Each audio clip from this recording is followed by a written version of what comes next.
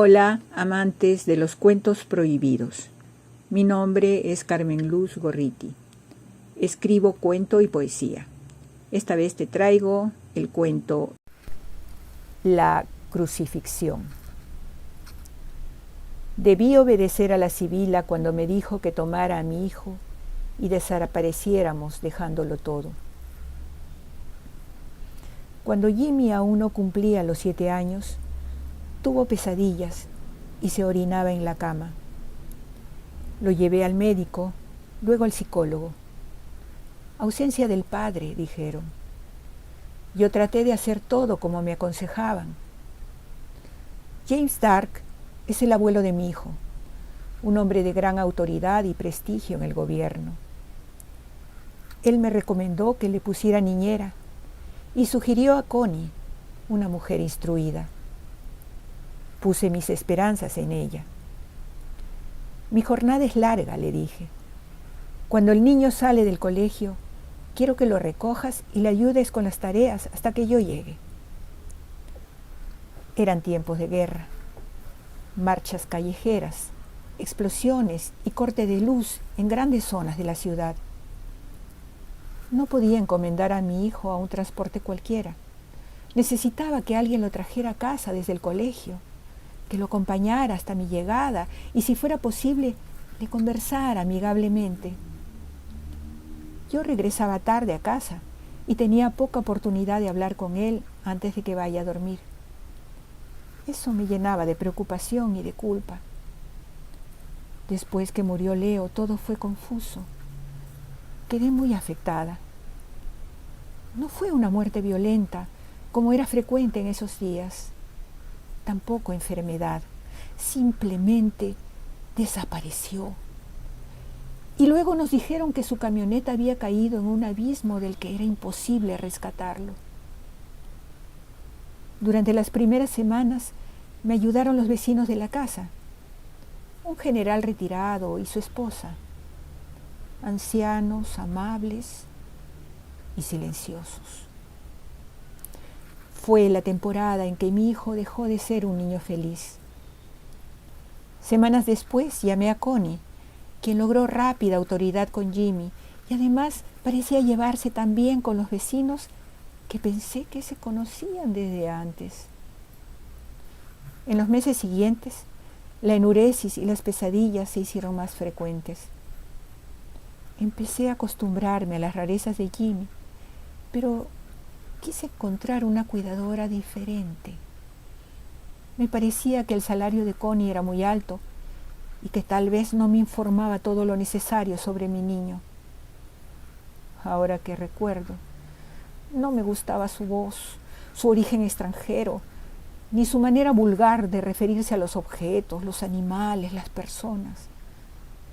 No había nada preciso, simplemente me desagradaba su persona. Hace unos días me decidí.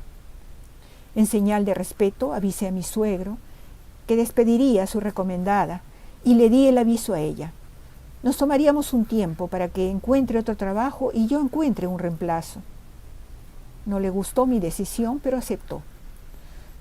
Me apuré en encontrar alguna colaboradora de un carácter más transparente y cuando Connie dejó de venir, respiré aliviada.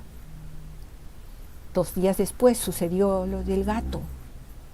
Pobrecito gringo. Fue Jimmy quien lo encontró aquella mañana. Las 4 patas habían sido clavadas sobre una cruz de toscas maderas. Nuestro gatito no era confiado, no era fácil de atrapar. ¿Quién podría ser capaz de reducir a un felino? ¿Y por qué? No se me ocurría ninguna razón por la que alguien pudiera cometer semejante crueldad. ¿Una venganza? En ese tiempo yo trabajaba en el archivo del Ministerio de Defensa y alcancé a escuchar tenebrosas historias sobre el 7º nivel del sótano. Hasta creo que vi pasar hacia allí a unos detenidos que nunca regresaron. Pero aquello no tenía que ver conmigo. Esos asuntos no pasaban por mis manos, ninguna decisión importante. En mi ámbito no había información clasificada. El gringo tenía huellas de haber sido torturado antes de que lo maten. La piel de su bella carita de gato fue cortada y separada del hueso hasta quedar como una máscara colgando del cuello, y por esas heridas dejaron que se desangre. Jimmy estaba mudo y paralizado. Yo, en cambio, me deshice en gritos que convocaron a todo el vecindario. Lo habían dejado en el jardín de ingreso. ¿Cómo era posible que nadie hubiera visto algo? Mientras los vecinos pasaban de la especulación al chisme, tomé mi celular para llamar a la policía, pero al final no lo hice. Antes de buscar el número de la comisaría, vi una tarjeta tirada en el suelo. Su contenido me dejó sin habla. Cuida a tu hijo. Esa tarjeta, por alguna razón, despertó un instinto, un recuerdo enterrado. Entendí que todo esto se vinculaba a las pesadillas de Jimmy. Abandoné al inútil psicólogo y empecé a buscar en el lado oscuro. Me aturdí con preguntas. ¿Y si mi propio hijo había matado al gato? ¿Un niño podría ser capaz de semejante maldad? Jimmy iba al colegio normalmente. Yo no podía quejarme de sus notas, pero no tenía amigos. Más aún, rechazaba la cercanía de alguna gente, como de los ancianos vecinos, que se mostraban muy afectuosos, lo visitaban con dulces, con conejitos de peluche. Incluso se ponía rebelde conmigo si yo insistía en que los atienda. También se resistía a visitar a su abuelo y echaba sus regalos a la basura. ¿Por qué has tirado ese osito tan lindo?, le pregunté en su cumpleaños. No me quiso responder. Delante de Connie, en cambio, yo lo vi casi sumiso. ¿Cómo lo estaba logrando ella? Al día siguiente del incidente del menino, me trasladaron de la sección en que yo estaba a otra, en el ministerio. Aumentó mi sueldo, pero también mis responsabilidades, y se extendió mi jornada de trabajo. No busqué yo ese repentino ascenso y lo atribuí a la influencia de mi suegro, porque cada día veía crecer su poder. Ahora, él ya no era amigo, era oficialmente asesor del ministro. ¿Cómo podía negarme al traslado? La nueva cuidadora no quiso extender su horario y tuve que volver a llamar a Connie. De manera inconsciente esperaba que hubiera encontrado otro trabajo, pero ella aceptó de inmediato y fue a casa la mañana siguiente. Le escuché decir: Jimmy, esta tarde vamos a visitar a tu abuelo. Y Jimmy obedecía. Yo no sabía cómo entender los miedos de mi hijo. El psicólogo dijo que la causa era la ausencia del padre, pero eso no resolvía nada. Y peor, yo también empecé a tener sueños extraños. Me producían angustia, sin que pudiera llamarlo pesadilla. Aún no eran pesadillas. Empecé a buscar otro tipo de asesoría. Unas amigas me dieron las referencias de una sibila, Kendra, una vidente de gran poder. Quien la recomendó dijo que me convenía porque ella era bruja y lo del gato crucificado solo podía ser brujería. No se hace problemas con nada, es malera. Te conviene tener una de tu lado. Vi su tarjeta, decía hipnotista. Y es cierto que recurrió a la hipnosis. Me citó a mí sola. Dijo que luego convocaría a mi hijo y tal vez a la misma Connie. Eso fue el inicio, pero cuando terminó la sesión, su expresión había cambiado. Me pidió que no la convocara nunca más. Antes de despedirme, hizo una extraña señal sobre mi frente, susurrando: ya perdiste, acéptalo y aléjate hoy mismo, es todo lo que puedes hacer. Las imágenes que recuerdo, que pude ver durante la hipnosis, me alertaban de un peligro no definido, pero era algo inminente. Empecé a considerar algún tipo de fuga, aunque no tenía idea de qué o de quién debía huir. Además, no me sentía hábil en nada en particular, porque yo antes de quedar viuda solo atendía a mi familia y mi puesto en el ministerio lo conseguí después por intermedio de mi suegro. ¿Dónde podría encontrar otro trabajo? ¿A qué ciudad me mudaría? Y sobre todo, ¿de qué debía huir? Cuando regresé a casa no estaba Jimmy, tampoco Connie. Marqué su número y no me respondió. Pensé que habían ido, como otras veces, de visita a la mansión de mi suegro y salí a su encuentro. Cuando llegué, ella misma me abrió la puerta, me dio la espalda y sin decir nada se perdió en un salón interior. «¡Entrégame a mi hijo!», le grité. Mientras buscaba por las habitaciones de la casa, recordé frases, gestos, lagunas, incoherencias, huellas de comportamientos extraños que en su momento no tenían conexión con algo conocido, pero ahora despertaban en mi memoria. Tuve la certeza de que Connie estaba preparando a mi hijo para algo, que lo hizo durante años y yo fui testigo, aún sin entenderlo. Una verdad inmensa estaba frente a mí, pero no podía descifrarla. ¿Cómo pude entregarle a mi hijo? Yo confiaba hasta cierto punto en mi suegro. Sus relaciones con embajadores, millonarios, estrellas del espectáculo y gobernantes siempre me hicieron sentir apabullada, y peor aún cuando supe que era un alto dirigente de la masonería. Nosotros auspiciamos la democracia y el progreso en el mundo, solía decir. Nuestro supuesto misterio es solo discreción, modestia y precaución. Pero todas sus influencias no fueron suficientes para recobrar el cuerpo de mi esposo desaparecido. Y me preguntaba a mí misma cómo pude olvidar el dolor de aquellos días. Tal vez aquello fue una forma de anestesia.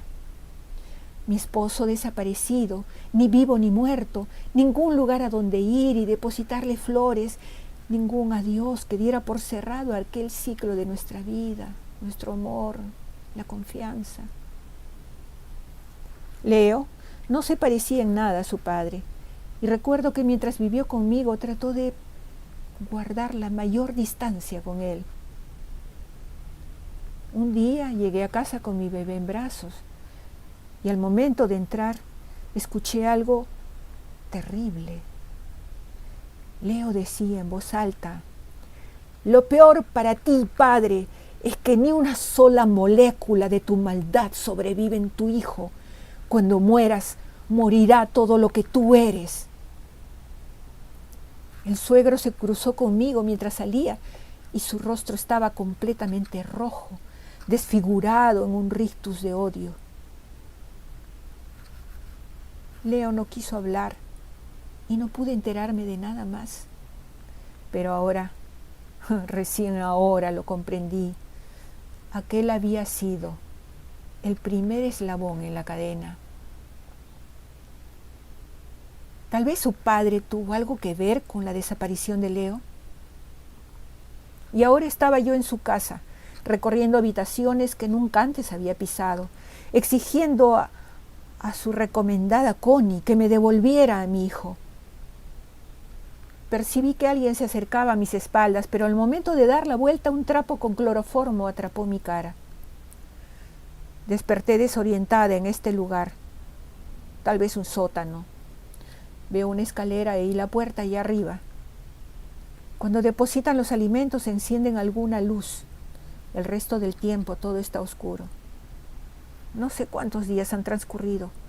Solo llevo la cuenta de periodos de sueño largos o cortos. Tal vez 24 días. No estoy segura. Si no pensara obsesivamente en mi Ginny, tal vez sentiría miedo, pero por ahora solo pienso rescatarlo. Mi olfato y mi oído se han agudizado. Logro percibir desde lejos los pasos de mi celadora y también puedo diferenciar el alimento real de cierta basofia que me dan a veces. Huele a estofado de ternera, pero solo es fibra de plástico mezclado con alimañas, impregnado, eso sí, con saborizantes. No sé si pretenden engañarme, asquearme o tal vez envenenarme. ¿Por qué me han aprisionado? ¿Estoy en el sótano de la casa de mi suegro? ¿O me trasladaron mientras estuve inconsciente? Cada cierto periodo de tiempo, tal vez de noche, empiezan los gritos. A veces parecen voces infantiles. La mayoría del tiempo son sonidos guturales, gargantas desgarradas. ¿Qué les están haciendo? Puedo percibir espanto y dolor. ¿Hay vecinos cerca? ¿Estamos en alguna área urbana? ¿Por qué nadie los escucha y llama a la policía? La policía. Yo sé que no son la caballería salvadora, porque los jefes tienen jefes que les dan permiso o no para actuar, pero yo sigo esperando que venga alguien a salvarnos. Ya no estoy pensando bien. ¿Es posible que suceda esto en la casa de mi suegro? Me toco los brazos y las piernas para percibirme. Por momentos olvido quién soy y qué me trajo aquí. Jimmy, hijo, no quiero pensar que lo que escucho son sus gritos, pero a veces creo oír su voz. ¡Mami! Yo también estoy gritando. No, estoy aullando. Aunque nadie me escuche, seguiré desgarrando mi garganta. Podrían venir a preguntarme qué sucede. Les diría, estoy detenida. Me atacaron en la casa del doctor James Dark. Han desaparecido a mi hijo. Me pedirían evidencias, razones. Yo tampoco creería si me cuentan todo esto. Mi mente lógica no acepta hechos que vayan en contra del orden creíble de las cosas. Lloro hasta desfallecer. ¿A quién tengo que pedirle perdón? ¿Qué debo hacer para terminar esto y que me devuelvan a mi niño? Connie ha llegado. Reconozco sus pasos de pies planos.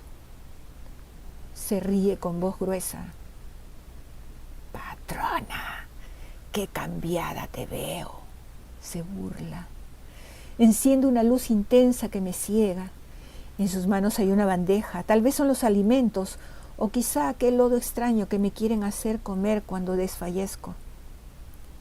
En su voz resuena el triunfo. Una madre reconoce la voz de su hijo, ¿verdad? No, entre esas criaturas espantadas no está mi hijo. Yo lo sé. El corazón me lo dice. Quiero creer a mi intuición. ¿Dónde está mi Jimmy? ¿Qué están haciendo con él? Tu hijo lleva la genética de los escogidos. Tiene suerte, porque el doctor Dark desea poseer todo lo que venga de su propia sangre. Por ahora, él está disfrutando de Jimmy. Es muy tierno el niño y ha aprendido a ser respetuoso, mucho más obediente que su padre. Lo hemos preparado bien. Resistirá la posesión y luego va a satisfacernos mucho más. El dedo de Connie se introdujo en mi boca y se empapó en mi saliva. Luego le pasó la lengua. Creo que ya estás lista. ¿Qué me van a hacer? Un cordón de hielo recorría mi columna. Tú eres irrelevante, pero tu sangre está cargada de un delicioso reconstituyente. Hoy día trajeron una silla y me ataron. Cada 30 minutos alguien se encarga de extraerme gotas de sangre que analizan mediante un artefacto portátil. Intento escuchar lo que hablan. Adrenalina se llama la hormona que circula por la sangre de quienes tienen miedo extremo. la que cierta gente usa para estimular sus células apagadas, sus emociones moribundas, su alma decadente. Pienso en mi suegro, que aparenta ser mucho más joven y convence a cualquiera que no sepa leer la decrepitud de su mirada. ¿Qué has hecho con mi hijo? ¿Usaste su sangre?, le grité a James Dark cuando vino a observar mis signos vitales. No me habló, ni siquiera dio señales de haberme escuchado. Después de leer la hoja de informes, me desnudó y empezó a trazar signos ominosos sobre mi piel. Con gesto de desprecio se alejó y le dijo a alguien: no es de lo mejor, pero ya está lista. Ahora me están conduciendo a un anfiteatro techado. Calculo que es el último subterráneo de la mansión, o donde quiera que esté. Connie abrió la puerta. La reconozco con dificultad, no parece la misma. Ahora viste una túnica pintada con inscripciones rituales. Me mira y se dirige hacia mí, que ya no tengo amarras, pero sigo sentada porque las piernas no me sostienen. Veo su horrible boca acercándose a mi oído para decirme: tu hijo tiene menos miedo que tú.